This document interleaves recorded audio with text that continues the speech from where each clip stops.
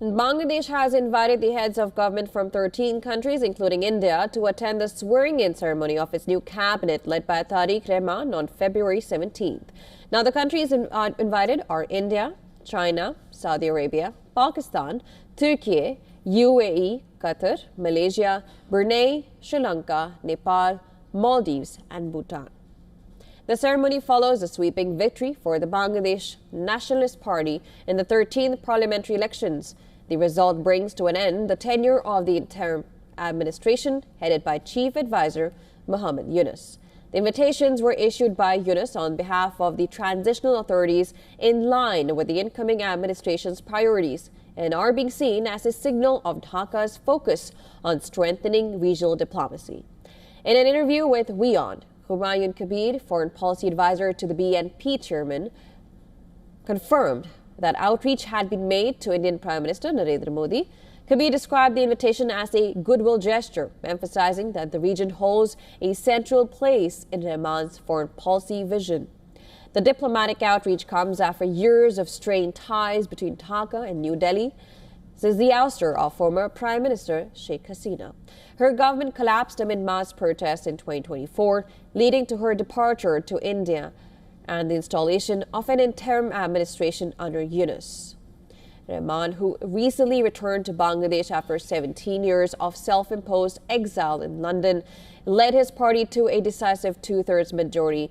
In his recent remarks, he has called for national unity, improvements in law and order, and economic stabilization following a prolonged period of political unrest and concerns over minority rights. Prime Minister Modi's early congratulatory phone call to Rahman after the election results highlighted New Delhi's interest in supporting what it described as a democratic and progressive Bangladesh. While confirmations of attendance are still awaited, the broad outreach reflects Dhaka's intent to reset foreign relations and place renewed emphasis on South Asian cooperation at a delicate moment in the country's post-election transition.